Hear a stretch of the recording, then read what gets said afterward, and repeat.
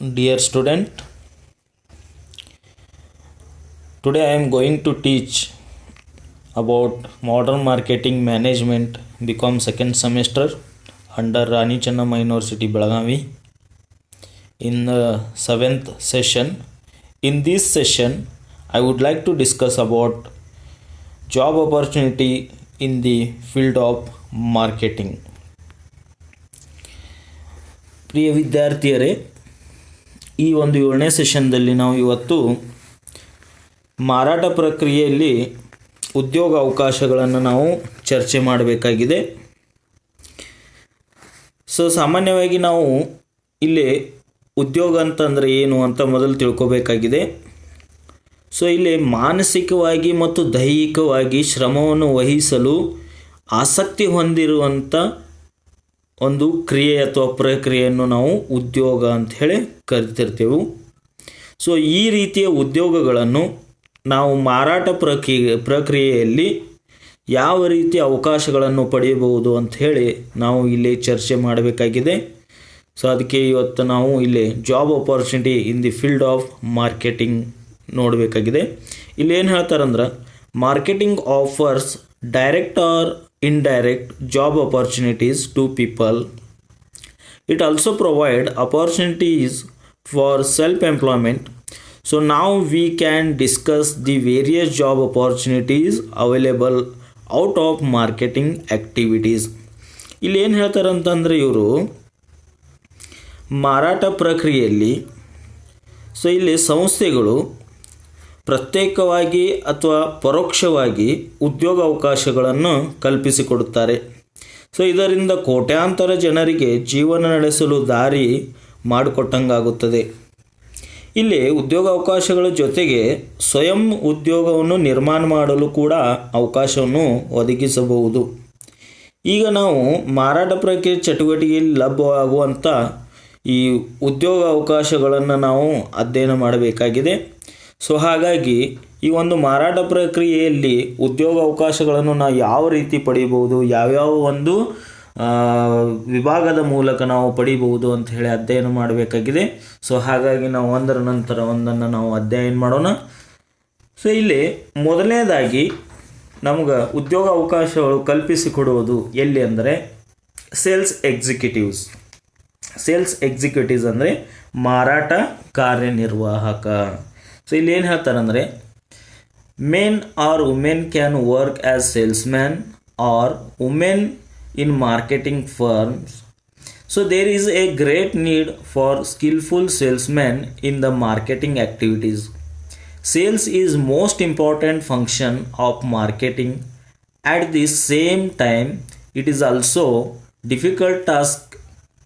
Sales executive post carry an attractive salary and allowance beside a handsome commission as a performance incentives.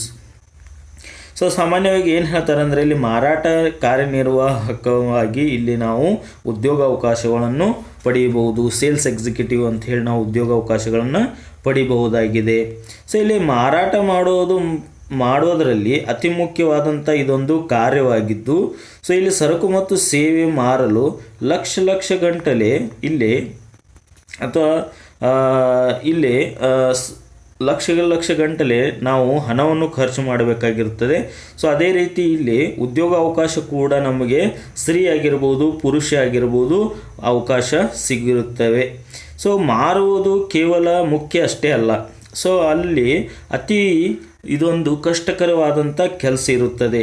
ಹಾಗಾಗಿ ಇಲ್ಲಿ ಬೇಕಾಗಿರುವಂಥ ಚಾತುರ್ಯತೆ ಕೂಡ ಮುಖ್ಯವಾಗಿರುತ್ತದೆ. ಇಲ್ಲಿರುವಂಥ ಚಾತುರ್ಯತೆ ಮೂಲಕ ನಾವು ಆಕರ್ಷಕವಾದಂಥ ಸಂಬಳ, ಭತ್ಯೆ, ಇತರ ಸೌಲಭ್ಯಗಳನ್ನು ನಾವು ಪಡೆಯಬಹುದು. ಇಲ್ಲಿ ಮಾರಾಟ ಕಾರ್ಯನಿರ್ವಾಹಕವಾಗಿ ನಾವು ಕಾರ್ಯವನ್ನು ನಿರ್ವಹಿಸಬೇಕಾದಾಗ ಇಲ್ಲಿ ಮಾರಾಟ ಮಾಡುವುದು ಮುಖ್ಯ ಅಷ್ಟೇ ಅಲ್ಲ, ಆ ಮಾರಾಟ ಮಾಡುವ ಬೇಕಾಗಿರುವಂಥ ಚತುರತೆಯನ್ನು ನಾವು ಬಳಸಿಕೊಂಡು ವಸ್ತುಗಳನ್ನು ಮಾರಾಟ ಮಾಡುವುದರ ಮೂಲಕ ಹೆಚ್ಚಿನ ಮಾರಾಟದಿಂದ ನಮಗೆ ಆಕರ್ಷಕವಾದಂಥ ಸಂಬಳ ಮತ್ತು ಭತ್ಯೆ ಮತ್ತು ಬೇಕಾಗಿರುವಂಥ ಸೌಲಭ್ಯಗಳು ಕೂಡ ಇಲ್ಲೇ ದೊರೆಯುತ್ತವೆ. ಇಲ್ಲಿ ಎರಡನೇದೇನಪ್ಪ ಅಂದ್ರೆ purchase officer or assistant. Purchase officer or assistant, ಅಂದರೆ ಇಲ್ಲೇ ಕೊಳ್ಳುವ ಅಧಿಕಾರಿ ಆಗಿರ್ಬೋದು ಅಥವಾ ಸಹಾಯಕ ಆಗಿರ್ಬೋದು, ಇಲ್ಲೇ ಉದ್ಯೋಗಾವಕಾಶಗಳು ಸಿಗುತ್ತವೆ. ಸೊ ಇಲ್ಲೇನಂತಾರಂದರೆ skilful and tactful buying is quite essential in the marketing. Even we save in paisa, total amount of saving may be crores together. Every firm, company, etc. are appointing buying assistants and buying officers, so we have an opportunity of jobs in buying. So ಇಲ್ಲಿ ಕೊಳ್ಳುವ ಅಧಿಕಾರಿ ಹಾಗೂ ಸಹಾಯಕನಾಗಿ ನಾವು ಉದ್ಯೋಗಾವಕಾಶಗಳನ್ನು ಪಡೆಯಬಹುದು. ಯಾಕಂತಂದರೆ ನಾವು ಇಲ್ಲಿ ವಸ್ತುಗಳನ್ನು ಉತ್ಪಾದನಾ ಮಾಡಬೇಕಾದರೆ ಸೊ ಅನೇಕ ನಮಗೆ ಉತ್ಪಾದನಾಂಗಗಳು ಜೊತೆಗೆ ಅನೇಕ ರೀತಿಯ ಉತ್ಪನ್ನಗಳು ಬೇಕಾಗಿರುತ್ತವೆ. ಸೊ ಹಾಗಾಗಿ ನಾವು ಇಲ್ಲಿ ಕೊಂಡುಕೊಳ್ಳಬೇಕಾದಾಗ ಅನೇಕ ಗುಣಮಟ್ಟ, ಅನೇಕ ನಮೂನೆಯ, ಅನೇಕ ವಿಧದ ವಸ್ತುಗಳು ನಮಗೆ ಇಲ್ಲಿ ದೊರೆಯುತ್ತವೆ. ಸೊ ಅದರಲ್ಲಿ ನಾವು ಉನ್ನತ ಗುಣಮಟ್ಟ ಮತ್ತು ಕಡಿಮೆ ಬೆಲೆಯ ವಸ್ತುಗಳನ್ನು ಪಡೆದುಕೊಳ್ಳಲು ನಾವು ಇಲ್ಲಿ ಒಂದು ಕೊಳ್ಳುವ ಅಧಿಕಾರಿ ಅಥವಾ ಸಹಾಯಕನಾಗಿ ನೇಮಕ ಮಾಡಿ ಅಲ್ಲಿ ನಾವು ಕೊಂಡುಕೊಳ್ಳಬಹುದು. ಸೊ ಇಲ್ಲಿ ಉತ್ಪಾದನಾ ಅಥವಾ ಮಾರಾಟ ಮಾಡುವ ಸಲುವಾಗಿ ಸರಕು ಸೇವೆಗಳನ್ನು ಖರೀದಿಸಬೇಕಾಗಿರುತ್ತವೆ. ಪ್ರಪಂಚದಲ್ಲಿ ಅನೇಕ ಥರದ ಸರಕು ಲಭ್ಯವಾಗಿರುತ್ತವೆ. ಸೊ ಅವುಗಳಲ್ಲಿ ಉತ್ತಮವಾದವುಗಳನ್ನು ಆಯ್ಕೆ ಮಾಡಿ ಅಗ್ಗದ ಬೆಲೆಗಳಲ್ಲಿ ಖರೀದಿಸುವುದು ಇಂದಿನ ಅತ್ಯವಶ್ಯಕವಾಗಿರುತ್ತವೆ. ಸೊ ಇಲ್ಲಿ ಕೊಳ್ಳುವಿಕೆಯ ಜಾಣ್ಮೆ ಹಾಗೂ ಕೌಶಲ್ಯಗಳಿಂದ ಕೂಡಿರಬೇಕು. ಸೊ ಹಾಗಾಗಿ ಅಂಥ ಕೌಶಲ್ಯ ಮತ್ತು ಜಾಣ್ಮೆಯಿಂದ ಕೂಡಿದಂಥ ತಜ್ಞರಾಗಿ ಇಲ್ಲಿ ಖರೀದಿ ಅಧಿಕಾರಿ ಅವಶ್ಯಕತೆ ಇರುತ್ತದೆ. ಅದಕ್ಕಾಗಿ ನಾವು ಸೂಕ್ತ ಅರ್ಹತೆಗಳನ್ನು ಗಳಿಸಿ ಸೊ ಇಲ್ಲಿ ಅಧಿಕಾರ ಕಾರ್ಯವನ್ನು ನಿರ್ವಹಿಸಬಹುದು. ರೈಟ್. ಸೊ ಮೂರನೇದು ಜಾಹೀರಾತು ಸಂಸ್ಥೆಗಳಲ್ಲಿ ಉದ್ಯೋಗಾವಕಾಶಗಳು. ಜಾಹೀರಾತು ಸಂಸ್ಥೆಗಳ ಉದ್ಯೋಗಾವಕಾಶಗಳನ್ನು ನಾವು ಏನಂತೇವೆ ಅಂದ್ರೆ ಅಡ್ವರ್ಟೈಸಿಂಗ್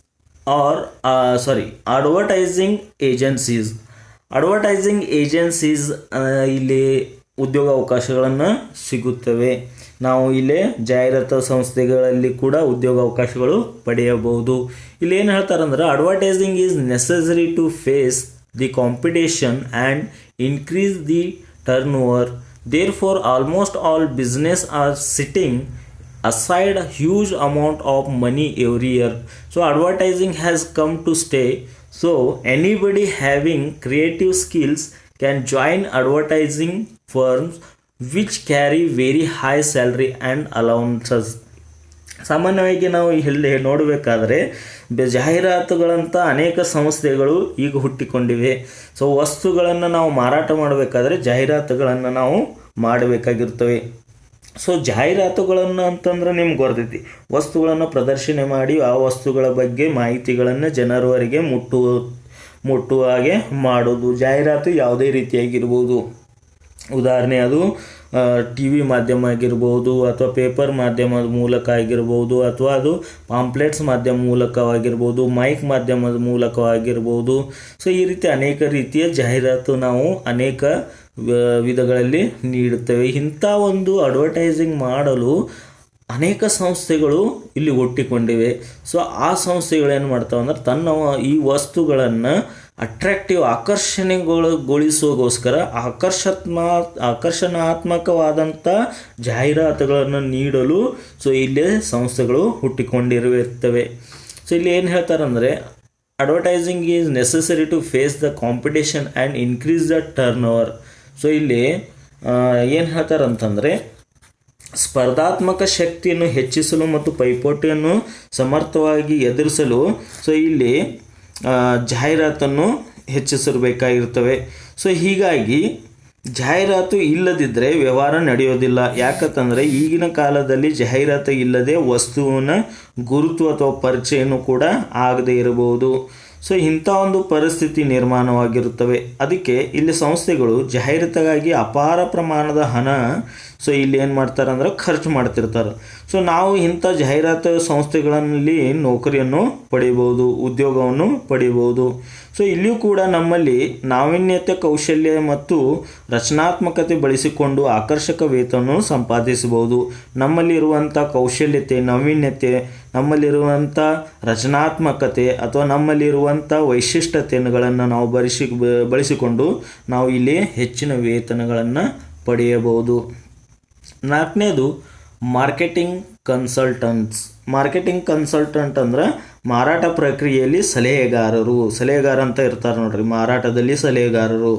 ಸೊ ಇಲ್ಲಿ ಏನು ಹೇಳ್ತಾರಂದ್ರೆ persons having executive knowledge of marketing can work as marketing consultant. Such persons give advice and suggestion to their clients as to quality, so quantity, suitability, performance, availability of products, etc. If you become consult, it is self-employment. It is also possible to join service under such consultants. So ಇಲ್ಲಿ ಏನು ಹೇಳ್ತಾರೆ ಅಂತಂದರೆ, ಸಾಮಾನ್ಯವಾಗಿ ಸಲಹೆಗಾರನಾಗಿ ನಾವು ಇಲ್ಲಿ ಮಾರಾಟ ಪ್ರಕ್ರಿಯೆಯಲ್ಲಿ ಕೂಡ ಉದ್ಯೋಗ ಅವಕಾಶಗಳನ್ನು ಪಡೆಯಬಹುದು. ಈಗಿನ ಒಂದು ಹೆಚ್ಚಿನ ಪೈಪೋಟಿಯ ಮಧ್ಯೆ ನಾವು ಮಾರಾಟ ಮಾಡೋದು ಒಂದು ದೊಡ್ಡ ಕಷ್ಟಕರ ಕೆಲಸ, ಒಂದು ಯುದ್ಧವಾದಂತೆ ಇರುತ್ತದೆ. ಸೊ ಇಂಥ ಒಂದು ಸಮಯದಲ್ಲಿ ಸೂಕ್ತ ಸಲಹೆಗಳನ್ನು, ಸೂಚನೆಗಳ ಮಾರ್ಗದರ್ಶನ ನೀಡುವಂಥ ಕಾರ್ಯವನ್ನು ನಾವು ಮಾಡಬಹುದು. ಸೊ ಇಂಥ ಮಾಡುವಂಥ ಉದ್ಯೋಗ ಅವಕಾಶಗಳು ಕೂಡ ನಾವು ಪಡಿಬಹುದು. ಇಲ್ಲಿ ಮಾರಾಟಗಾರಿಕೆಯಲ್ಲಿ ಅಪಾರವಾದಂಥ ಒಂದು ಪಾಂಡಿತ್ಯ ಮತ್ತು ಅನುಭವ ಹೊಂದಿರುವುದರಿಂದ ಸೊ ಇಲ್ಲಿ ಸರಕುಗಳನ್ನು ಹೇಗೆ ಮಾರಬೇಕು ಎಂಬ ವಿಷಯದ ಮೇಲೆ ಗುಣಮಟ್ಟ ಸಲಹೆಗಾರಗಳನ್ನು ನೀಡಿ ಹಣದ ಸಂಪಾದನೆ ಮಾಡಬಹುದು. ಅಲ್ಲದೆ ಇಂಥ ಸಲಹೆಗಾರರಿಗೆ ನೌಕರಿ ಸೇರಿಸಿಕೊಳ್ಳಬಹುದು. ಅಂದರೆ ಸೊ ವಸ್ತುಗಳನ್ನು ಯಾವ ರೀತಿ ಮಾರಬೇಕು ಅಂತ ಹೇಳಿ ಅನೇಕ ರಚನಾತ್ಮಕ ಮತ್ತು ನಿಮ್ಮಲ್ಲಿ ಇರುವಂಥ ಅನುಭವ ಮತ್ತು ನಿಮ್ಮಲ್ಲಿ ಇರುವಂಥ ಒಂದು ಚಾಣಾಕ್ಷತನೆಯನ್ನು ನೀವು ಅಲ್ಲಿ ಸಲಹೆಗಾರನಾಗಿ ಸಲಹೆಯನ್ನು ನೀಡಿ ನೀವು ಇಲ್ಲಿ ಲಾಭಗಳನ್ನು ಗಳಿಸಬಹುದು, ಅಥವಾ ಸಲಹೆಗಾರನಾಗಿ ಉದ್ಯೋಗ ಅವಕಾಶಗಳನ್ನು ಕೂಡ ನೀವು ಪಡೆಯಬಹುದು. ಇನ್ನು 5ನೇದು jobs in transportation and warehousing. ಅಂದರೆ ಇಲ್ಲಿ ಸಾಗಾಣಿಕೆ ಮತ್ತು ದಾಸ್ತಾನುಗಾರಿಕೆಯಲ್ಲಿ ಉದ್ಯೋಗ ಅವಕಾಶಗಳನ್ನು ಪಡಿಬೋದು. ಅಂದರೆ ಇಲ್ಲಿ ವಸ್ತುಗಳನ್ನು ಸಾಗಾಟ ಮಾಡಲು ಅಥವಾ ವಸ್ತುಗಳನ್ನು ದಾಸ್ತಾನು ಮಾಡಲು ಅಂದರೆ ಗೋಡೌನ್ದಲ್ಲಿ ಇಡಲು ಸೊ ಈ ಒಂದು ಪ್ರಕ್ರಿಯೆಗಳ ಮೂಲಕ ಕೂಡ ನಾವು ಉದ್ಯೋಗವನ್ನು ಪಡೆಯಬಹುದು. ಇಲ್ಲೇನು ಹೇಳ್ತಾರಂತಂದ್ರೆ, transportation is convening the goods and passengers from one place to another place. They require drivers, conductors, cleaners, accountants, supervisors, garages, technicians, managers, etc. Hence, one can get a suitable job in transport undertaking. Various require various people to store the goods. They appoint manager, assistant manager, clerks, weighman, attenders, peon, etc. We can get job in various and go downs. So ಇಲ್ಲಿ ಏನು ಹೇಳ್ತಾರಂತಂದರೆ, ಸಾಗಾಣಿಕೆ ಮತ್ತು ದಾಸ್ತಾನುಗಾರಿಕೆಯಲ್ಲಿ ಉದ್ಯೋಗ ಅವಕಾಶಗಳನ್ನು ಪಡೆಯುವುದು. So ಇಲ್ಲಿ ಸಾಗಾಣಿಕೆಯು ಸರಕು ಮತ್ತು ಇಲ್ಲಿ ವ್ಯಕ್ತಿಯ ಒಂದು ಸ್ಥಳದಿಂದ ಇನ್ನೊಂದು ಸ್ಥಳಕ್ಕೆ ಸಾಗಿಸುವುದಾಗಿದೆ. ಹೀಗೆ ಮಾಡಬೇಕಾದ್ರೆ ಅಥವಾ ವಸ್ತುಗಳನ್ನು ನಾವು ಒಂದು ದಾಸ್ತಾನಿಂದ ಇನ್ನೊಂದು ದಾಸ್ತಾನಿಗೆ ಸಾಗಿಸಬೇಕಾದಾಗ ನಮಗೆ ಇಲ್ಲಿ ಅನೇಕ ರೀತಿಯ ಕಾರ್ಮಿಕರ ಅವಶ್ಯಕತೆಯಾಗಿರುತ್ತವೆ. ಚಾಲಕ ಆಗಿರ್ಬೋದು, ನಿರ್ವಾಹಕ ಆಗಿರ್ಬೋದು, ಕ್ಲೀನರ್ಸ್ ಆಗಿರ್ಬೋದು, ಲೆಕ್ಕಪತ್ರಗಳನ್ನು ನೋಡಿಕೊಳ್ಳುವವರಾಗಿರ್ಬೋದು, ಅಥವಾ ಮೇಲ್ಚಾಲಕರಾಗಿರ್ಬೋದು, ಅಥವಾ ಗ್ಯಾರೇಜ್ಗಳು ಆಗಿರ್ಬೋದು, ಗಾಡಿಗಳನ್ನು ನಾವು ರಿಪೇರಿ ಮಾಡೋಗೋಸ್ಕರ, ಅಥವಾ ತಂತ್ರಜ್ಞರು ಆಗಿರ್ಬೋದು, ವ್ಯವಸ್ಥಾಪಕರು ಆಗಿರ್ಬೋದು, ಗುಮಾಸ್ತರಾಗಿರ್ಬೋದು ಇತ್ಯಾದಿಗಳು ಇಲ್ಲಿ ಅವಶ್ಯಕತೆ ಇರುತ್ತವೆ. ಅದಕ್ಕಾಗಿ ಸೂಕ್ತ ಅರ್ಹತೆ ಹೊಂದಿರುವಂಥ ಸಾಗಾಣಿಕೆ ಮತ್ತು ದಾಸ್ತಾನುಗಾರಿಗಾಗಿ ಲಾಭದಾಯಕ ಹುದ್ದೆಗಳನ್ನು ನಾವು ಇಲ್ಲಿ ಪಡೆಯಬಹುದು. ಅಂತೆಯೇ ದಾಸ್ತಾನು ಮಳಿಗೆಗಳಲ್ಲಿ ದಾಸ್ತಾನು ವ್ಯವಸ್ಥಾಪಕ, ಸಹಾಯಕ ವ್ಯವಸ್ಥಾಪಕ, ಗುಮಾಸ್ತರು, ಪೇದೆಗಳು, ಕಾವಲುಗಾರರು, ತೂಕದ ಇತ್ಯಾದಿ ಉದ್ಯೋಗವನ್ನು ಕೂಡ ನಾವು ಇಲ್ಲಿ ಪಡೆಯಬಹುದು. ಸೊ ಸಾಮಾನ್ಯವಾಗಿ ಏನಾಗಿರ್ತೈತೆ ಅಂದರೆ ಇಲ್ಲಿ ನಾವು ಸಾಗಾಣಿಕೆ ಮಾಡಬೇಕಾದ್ರೆ ಒಂದು ಸ್ಥಳದಿಂದ ಇನ್ನೊಂದು ಸ್ಥಳಕ್ಕೆ ವಸ್ತುಗಳನ್ನು ರವಾನಿಸಬೇಕಾಗಿರ್ತದೆ. ಸೊ ವಸ್ತುಗಳನ್ನು ರವಾನಿಸಬೇಕಾದಾಗ ನಮಗೆ ಇಲ್ಲಿ ವಾಹನಗಳ ಅವಶ್ಯಕತೆ ಇರ್ತೈತಿ.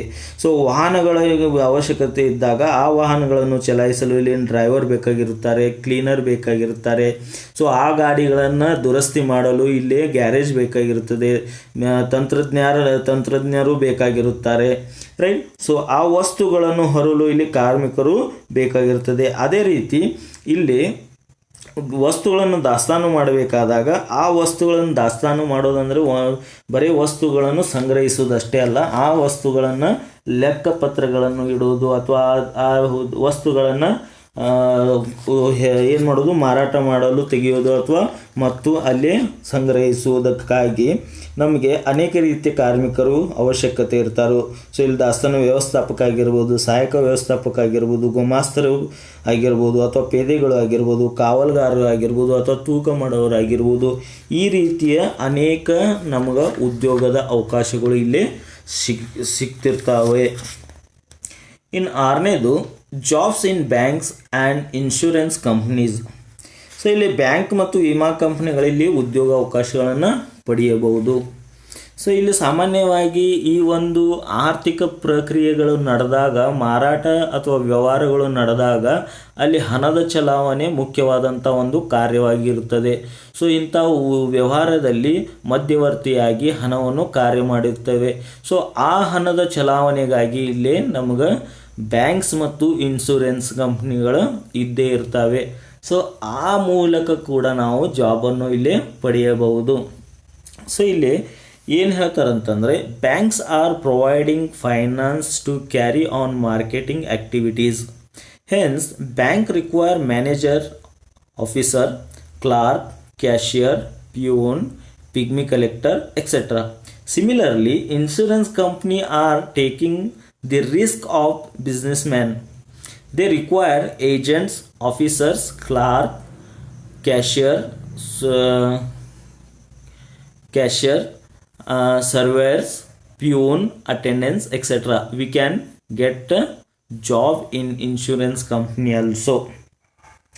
So we can get the job in insurance and bank also, because of when they exchanging the goods and services, or the you transaction the money in the mediator of the bank or insurance company. It's also want to the administration, the staff of clerk, manager, peon, etc. in both of office. So ಇಲ್ಲಿ ಏನು ಹೇಳ್ತಾರಂದ್ರೆ, ಅನೇಕ ಥರದ ಬ್ಯಾಂಕ್ಗಳು ಮಾರಾಟ ಪ್ರಕ್ರಿಯೆ ಚಟುವಟಿಕೆಗಳಲ್ಲಿ ಹಣಕಾಸಿನ ನೆರವನ್ನು ಒದಗಿಸುತ್ತವೆ. ಸೊ ಇಂಥ ಹಣಕಾಸನ್ನು ಒದಗಿಸಬೇಕಾದಾಗ ಸೊ ಬ್ಯಾಂಕ್ಗಳ ಕಾರ್ಯ ವ್ಯವಸ್ಥಾಪಕರು, ಅಧಿಕಾರಿಗಳು, ಕ್ಯಾಶಿಯರ್, ಗುಮಾಸ್ತ ಮತ್ತು ಪಿಗ್ಮಿ ಸಲಹೆಗಾರರು ಇತ್ಯಾದಿಗಳ ಅವಶ್ಯಕತೆ ಇದ್ದೇ ಇರುತ್ತದೆ. ಅದಕ್ಕಾಗಿ ಇಲ್ಲಿ ಆಕಾಂಕ್ಷಿಗಳು ಬ್ಯಾಂಕ್ನಲ್ಲಿ ನೌಕರಿ ಸೇರಿ ತನ್ನ ಒಂದು ಉದ್ಯೋಗವನ್ನು ಗಟ್ಟಿಸಿಕೊಳ್ಳಬಹುದು. ಅದೇ ರೀತಿ ವಿಮಾ ಕಂಪ್ನಿಗಳಲ್ಲಿ ಕೂಡ ವ್ಯವಹಾರ ಮಾಡಬೇಕಾದಾಗ ಸೊ ಇಲ್ಲಿ ಹಾನಿಯನ್ನು ಭರಿಸಲು ಕೆಲಸ ತೊಡಗಿಸಬೇಕಾಗಿರುತ್ತವೆ. ಸೊ ಈ ಒಂದು ಕೆಲಸವನ್ನು ತೊಡಗಿಸಿದಾಗ ಇಲ್ಲಿ ವಿಮಾ ಕಂಪ್ನಿಗಳಲ್ಲಿ ಕೆಲಸ ಮಾಡಲು ಸಲುವಾಗಿ ವ್ಯವಸ್ಥಾಪಕರು ಬೇಕಾಗಿರ್ತಾರೆ, ಸಹಾಯ ವ್ಯವಸ್ಥಾಪಕರು ಬೇಕಾಗಿರ್ತಾರೆ, ಸೊ ಅಭಿವೃದ್ಧಿ ಅಧಿಕಾರಿಗಳು ಬೇಕಾಗಿರ್ತಾರೆ, ಗುಮಾಸ್ತರು ಬೇಕಾಗಿರ್ತಾರೆ, ಸರ್ವೆ ಮಾಡೋರು ಬೇಕಾಗಿರ್ತಾರೆ, ಲೆಕ್ಕಪತ್ರವನ್ನು ನೋಡಿಕೊಳ್ಳೋರು ಬೇಕಾಗಿರ್ತಾರೆ, ಅದೇ ರೀತಿ ಏಜೆಂಟ್ಗಳು ಬೇಕಾಗ್ತಾರೆ, ಸಿಪಾಯಿಗಳು ಬೇಕಾಗಿರ್ತಾರೆ. ಸೊ ಈ ರೀತಿ ಇರುವಂಥ ಉದ್ಯೋಗಾವಕಾಶಗಳಲ್ಲಿ ನಿಮ್ಗೆ ಆಸಕ್ತಿ ಇರುವಂಥ ವ್ಯಕ್ತಿಗಳು ಏನು ಮಾಡ್ಬೋದು, ಇಂಥ ವಿಮಾ ಕಂಪ್ನಿಗಳಲ್ಲಿ ಮತ್ತು ಬ್ಯಾಂಕ್ಗಳಲ್ಲಿ ಕೆಲಸವನ್ನು ಗಟ್ಟಿಸಿಕೊಳ್ಳಬಹುದು ಅಥವಾ ಪಡೆದುಕೊಳ್ಳಬಹುದು. ಇನ್ನು 7ನೇದು jobs in stock exchange produce exchange in regulated markets. ಅಂದರೆ ಏನು ಹೇಳ್ತಾರಂದ್ರೆ, ಇಲ್ಲಿ ಷೇರು ವಿನಿಮಯ ಕೇಂದ್ರ ಅಥವಾ ಉತ್ಪನ್ನ ವಿನಿಮಯ ಕೇಂದ್ರ ಮತ್ತು ನಿಯಂತ್ರಿತ ಮಾರುಕಟ್ಟೆಗಳಲ್ಲಿನ ಉದ್ಯೋಗಾವಕಾಶಗಳನ್ನು ಪಡೆದುಕೊಳ್ಳುವುದು. ಸೊ ಇಲ್ಲಿ ಏನು ಹೇಳ್ತಾರಂದ್ರೆ, these markets are concern with the agriculture produce such as food, grains, vegetables, fruit, dairy, bakery, etc. So they also required number of people to assist in their activities. Therefore we may also get employment in these markets. ಸಾಮಾನ್ಯವಾಗಿ ಇಲ್ಲಿ ಈ ರೀತಿ ಇರುವಂಥ ಮಾರುಕಟ್ಟೆಗಳನ್ನು ನಾವು ಕೃಷಿ ಮಾರುಕಟ್ಟೆ ಅಥವಾ ಕೃಷಿ ಉತ್ಪನ್ನದ ಮಾರುಕಟ್ಟೆ ಅಂತ ಕರಿತೀವಿ, ಅಥವಾ ಕೃಷಿ ಉತ್ಪನ್ನ ಖರೀದಿಯ ಮಾರುಕಟ್ಟೆ ಅಂತ ಕರಿತೀವಿ. ಸೊ ಈ ರೀತಿಯ ಮಾರಾಟ ನಿರಂತರವಾಗಿರುತ್ತವೆ. ಸೊ ಇಲ್ಲಿ ಕೃಷಿ ಉತ್ಪಾದನೆ ಆದಂಥ ಆಹಾರ ಧಾನ್ಯಗಳಾಗಿರ್ಬೋದು, ತರಕಾರಿ ಆಗಿರ್ಬೋದು, ಹಣ್ಣುಗಳು ಆಗಿರ್ಬೋದು, ಹಂಪಲುಗಳು ಆಗಿರ್ಬೋದು, ಹೈನುಗಾರಿಕೆ ಆಗಿರ್ಬೋದು, ಬೇಕರಿ ಇತ್ಯಾದಿಗಳಾಗಿರ್ಬೋದು. ಸೊ ಈ ಎಲ್ಲ ಮಾರುಕಟ್ಟೆ ತಮ್ಮ ತಮ್ಮ ಕೆಲಸ ಕಾರ್ಯಗಳನ್ನು ನಿರ್ವಹಿಸಲು ಅಪಾರ ಪ್ರಮಾಣದ ಜನರ ಇಲ್ಲಿ ಅವಶ್ಯಕತೆ ಇರುತ್ತವೆ. ಸೊ ಈ ರೀತಿಯ ಕೃಷಿ ಮಾರುಕಟ್ಟೆಗಳಲ್ಲಿ ಅಥವಾ ಪ್ರಾಥಮಿಕ ಅಥವಾ ಕೇಂದ್ರೀಯ ಮಾರುಕಟ್ಟೆಗಳಲ್ಲಿ ಉದ್ಯೋಗ ಅವಕಾಶಗಳನ್ನು ನಾವು ಪಡೆಯಬಹುದು. ಮಾರಾಟ ಪ್ರಕ್ರಿಯೆಯಲ್ಲಿ ನಾವು ಯಾವುದೇ ಒಂದು ವಸ್ತುಗಳನ್ನು ಮಾರಬೇಕಾದಾಗ ಅವುಗಳಲ್ಲಿ ಹಂತ ಹಂತಗಳಾಗಿ ಅಲ್ಲಿ ಏನಾಗ್ತಿದೆ ಅಂದ್ರೆ ಉದ್ಯೋಗ ಅವಕಾಶಗಳನ್ನು ಉದ್ಭವ ಆಗ್ತಿರ್ತಾವೆ. ಇನ್ನು 9ನೇದು jobs in collecting market informations. Jobs in collecting market information ಅಂದರೆ ಮಾರುಕಟ್ಟೆ ಮಾಹಿತಿ ಸಂಗ್ರಹಣೆಯಲ್ಲಿ ಉದ್ಯೋಗ ಅವಕಾಶಗಳು. ಸಾಮಾನ್ಯವಾಗಿ ನಾವು ವಸ್ತುಗಳನ್ನು ಉತ್ಪಾದನೆ ಮಾಡಿ ಮಾರಾಟ ಮಾಡಬೇಕಾದರೆ ಆ ವಸ್ತುಗಳನ್ನು ಉತ್ಪಾದನೆ ಎಷ್ಟು ಮಾಡಬೇಕು ಅಂತ ಹೇಳಿ ನಾವು ತಿಳ್ಕೋಬೇಕಾದರೆ ದತ್ತಾಂಶಗಳನ್ನು ಸಂಗ್ರಹಣೆ ಮಾಡಬೇಕು. ಅದೇ ರೀತಿ ನಾವು ಗ್ರಾಹಕರೊಂದಿಗೆ ಸಂಬಂಧ ಹೊಂದಬೇಕಾದರೆ ಗ್ರಾಹಕರನ್ನು ದತ್ತಾಂಶಗಳು ಬೇಕಾಗಿರ್ತವೆ. ಸೊ ಈ ದತ್ತಾಂಶಗಳನ್ನು ನಾವು ಸಮೀಕ್ಷೆ ಮಾಡಲು ನಾವು ಇಲ್ಲಿ ಕಾರ್ಮಿಕರನ್ನು ನೇಮಿಸಬೇಕಾಗಿರುತ್ತದೆ. ಸೊ ಇಲ್ಲಿ ಏನು ಹೇಳ್ತಾರಂತಂದರೆ, big companies and firms are interested in collecting information about customer in market. So therefore we may search for jobs in collecting market information as a researcher, statistician, enumerator, etc. Similarly we can work as a computer operator in almost all business activities. So ಇಲ್ಲಿ ವ್ಯವಹಾರ ಸಂಸ್ಥೆಗಳು ಗ್ರಾಹಕರನ್ನು ಚೆನ್ನಾಗಿ ನಾವು ತಿಳಿದುಕೊಳ್ಳೋ ಸಲುವಾಗಿ ಅಪಾರ ಆಸಕ್ತಿ ತೋರಬೇಕಾಗಿರ್ತದೆ. So ಇಲ್ಲಿ ಗ್ರಾಹಕರನ್ನು ನಾವು ತಿಳ್ಕೋಬೇಕಂದ್ರೆ ಅವುಗಳಿಗೆ ಅಂದರೆ ಗ್ರಾಹಕರ ಬೇಕು ಬೇಡುಗಳು ಅಥವಾ ಅವರ ಸಮಸ್ಯೆಗಳು, ಅಗತ್ಯಗಳು, ಅವರ ಬಯಕೆಗಳು ಇತ್ಯಾದಿಗಳನ್ನು ನಾವು ನೋಡಬೇಕಾಗಿರ್ತದೆ. ಹೀಗೆ ಗ್ರಾಹಕರನ್ನು ತಿಳಿದುಕೊಳ್ಳಲು ನಾವು ಸಮೀಕ್ಷೆ ನಡೆಸಬೇಕಾಗಿರ್ತದೆ. ಸಮೀಕ್ಷೆ ನಡೆಸಿ ಅಂಕಿಅಂಶಗಳನ್ನು ನಾವು ತೆಗೆದುಕೊಳ್ಳಬೇಕಾಗಿರುತ್ತದೆ. ಸೊ ಈ ರೀತಿ ಕಾರ್ಯವನ್ನು ಮಾಡಲು ಇಲ್ಲಿ ನುರಿತ ಜನರ ಅವಶ್ಯಕತೆಯಾಗಿರುತ್ತವೆ. ಸೊ ಈ ನುರಿತ ಜನರನ್ನು ನಾವು ಇಲ್ಲೇ ಪಡೆದುಕೊಂಡು ಅದಕ್ಕಾಗಿ ಇಲ್ಲಿ ಕೂಡ ಸಾಕಷ್ಟು ಉದ್ಯೋಗಾವಕಾಶಗಳನ್ನು ನಾವು ನೀಡಬಹುದು. ಸೊ ಇಲ್ಲಿ ಜನರು ಸಂಶೋಧಕನಾಗಿ, ಸಂಖ್ಯಾಶಾಸ್ತ್ರನಾಗಿ ಮತ್ತು ಎಣಿಕೆದಾರನಾಗಿ ಕೆಲಸ ಮಾಡಬಹುದು. ಅದೇ ರೀತಿ ಕಂಪ್ಯೂಟರ್ ತಜ್ಞರಾಗಿಯೂ ಕೂಡ ಕೆಲಸ ಮಾಡಬಹುದು.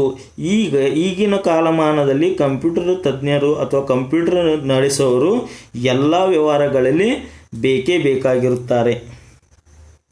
ಇನ್ನು 10ನೇದು jobs as a public or customer relation officer. ಅಂದರೆ ಏನು ಹೇಳ್ತಾರೆ ಅಂದರೆ ಸಾರ್ವಜನಿಕ ಅಥವಾ ಗ್ರಾಹಕರ ಬೆಂಬಲ ಅಧಿಕಾರಿ. ಸೊ ಇಲ್ಲಿ ಸಾರ್ವಜನಿಕ ಅಥವಾ ಗ್ರಾಹಕರ ಬೆಂಬಲ ಅಧಿಕಾರಿಯಾಗಿ ಕೂಡ ನಾವು ಏನು ಮಾಡ್ಬೋದು, ಇಲ್ಲಿ ಉದ್ಯೋಗಾವಕಾಶಗಳನ್ನು ಪಡಿಬೋದು. ಇಲ್ಲಿ ಏನು ಹೇಳ್ತಾರೆ ಅಂದ್ರೆ, all firms and companies engaged in distribution of goods or services have to maintain harmonious and congenial relations with public in general and customers in particular. A shrewd person with the communication skills can get a remunerative job as a public relation officer. So ಇಲ್ಲೇನು ಹೇಳ್ತಾರೆ ಅಂದರೆ, ಇವರು ಮಾರಾಟಗಾರಿಕೆಯಲ್ಲಿ ತೊಡಗಿದಂಥ ಎಲ್ಲ ವ್ಯವಹಾರ ಸಂಸ್ಥೆಗಳು ತಮ್ಮ ಹಿಂದಿನ ಅಥವಾ ಈಗಿನ ಮತ್ತು ಮುಂದಿನ ಗ್ರಾಹಕರ ಜೊತೆ ಉತ್ತಮ ಬಾಂಧವ್ಯ ಅಥವಾ ಸಂಬಂಧ ಹೊಂದಲು ಇಲ್ಲಿ ಆಸಕ್ತರಾಗಿರುತ್ತಾರೆ. ಸೊ ಇಲ್ಲಿ ಕಂಪ್ನಿಗಳು ತಮ್ಮ ಜೊತೆ ಸಂಪರ್ಕದಲ್ಲಿ ಇಡಲು ಸಾರ್ವಜನಿಕರಿಂದ ತಮ್ಮ ಗ್ರಾಹಕರೊಂದಿಗೆ ತಮ್ಮ ಉತ್ತಮ ಸಂಬಂಧವನ್ನು ಇಟ್ಟುಕೊಳ್ಳಲು ತಮ್ಮ ಸುನಾಮ ಅಥವಾ ಮಾರಾಟಗಾರರನ್ನು ಹೆಚ್ಚಿಸಬೇಕಾಗಿರುತ್ತವೆ. ಸೊ ಸಂಪರ್ಕ ಕೌಶಲ್ಯಗಳನ್ನು ಹೊಂದಿರುವ ಜಾಣ ವ್ಯಕ್ತಿಗಳು ಇಲ್ಲಿ ಸಾರ್ವಜನಿಕ ಸಂಪರ್ಕ ಅಧಿಕಾರಿಯಾಗಿ ಕೆಲಸ ಕೂಡ ಮಾಡಬಹುದಾಗಿದೆ. ಇನ್ನು 11ನೇದು after sale services to customers. After sale services to customers ಅಂದರೆ ಮಾರಾಟದ ನಂತರ ಕೂಡ ಸೇವೆ ನೀಡುವಂಥ ಅಥವಾ ಸೇವೆ ಒದಗಿಸಲು ಬೇಕಾಗಿರುವಂಥ ಕಾರ್ಮಿಕರಿಗೆ ಇಲ್ಲಿ ಉದ್ಯೋಗ ಅವಕಾಶಗಳನ್ನು ಗಿಟ್ಟಿಸುವುದು ಅಥವಾ ಪಡೆದುಕೊಳ್ಳುವುದಾಗಿದೆ. ಸೊ ಇಲ್ಲಿ ಏನು ಹೇಳ್ತಾರೆ ಅಂದರೆ number of jobs are available in providing after sale service to customers. After sale service may be in the form of packaging, door delivery, installation, problem solving, credit collection, repairs, maintenance, etc.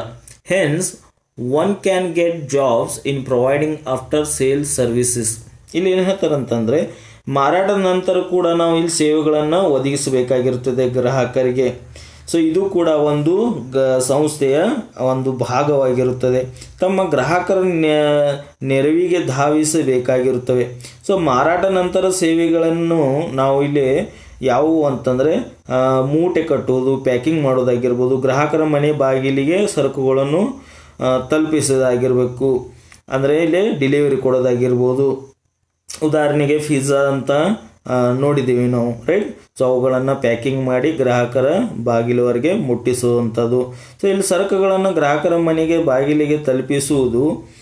ಅದೇ ರೀತಿಯಾಗಿ so ಇಲ್ಲಿ ಉದ್ರಿ ಬಾಕಿಗಳನ್ನು ಸಂಗ್ರಹಿಸುವುದಾಗಿರ್ಬೋದು, repair ಮಾಡೋದಾಗಿರ್ಬೋದು, ಅನೇಕ ರೀತಿಯ ಉದ್ಯೋಗ ಅವಕಾಶಗಳು ಇಲ್ಲೇ ನಮಗೆ ದೊರೆತಿರುತ್ತವೆ. ಸೊ ಅದಕ್ಕಾಗಿ ಸಾಕಷ್ಟು ಜನರು ಇಲ್ಲೇ ನಾವು ಏನು ಮಾಡ್ಬೋದು, ಇಲ್ಲಿ ಅವಕಾಶಗಳನ್ನು ಪಡೆಯಬಹುದು.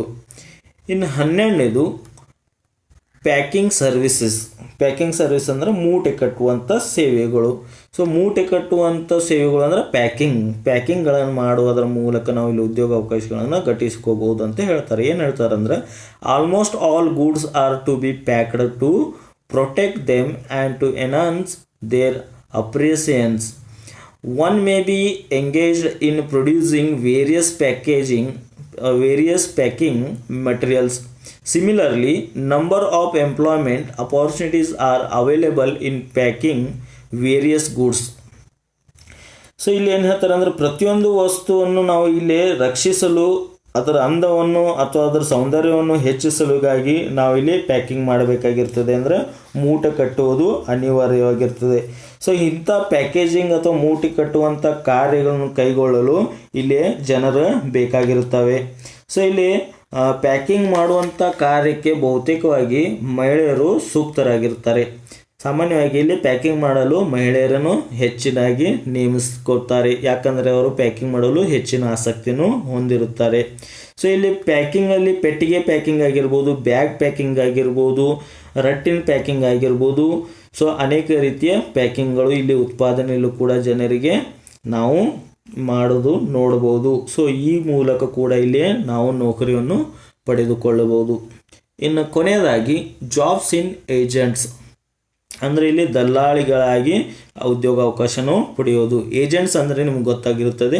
ಸೊ ಏಜೆಂಟ್ಸ್ ಆಗಿ ಸೊ ವ್ಯವಹಾರದಲ್ಲಿ ಯಾವುದೇ ರೀತಿ ಏಜೆಂಟ್ ಆಗಿರ್ಬೋದು, ಎಲ್ಲ ವ್ಯವಹಾರಗಳಲ್ಲಿ ಎಲ್ಲ ರೀತಿ ಏಜೆಂಟ್ಗಳಾಗಿ ಈಗ ಇದ್ದೇ ಇದ್ದಾರೆ. ಸೊ ಈ ರೀತಿ ಏಜೆಂಟ್ಗಳಾಗಿ ಕೂಡ ನಾವು ಉದ್ಯೋಗ ಅವಕಾಶಗಳನ್ನು ಪಡೆಯಬಹುದು. ಇಲ್ಲಿ ಏನು ಹೇಳ್ತಾರೆ ಅಂದರೆ marketing contains various agents like factors, brokers, auctioneers, stockist, clearing and forwarding agents, foreign trade like so deal creditors, agents, super stocks, etc.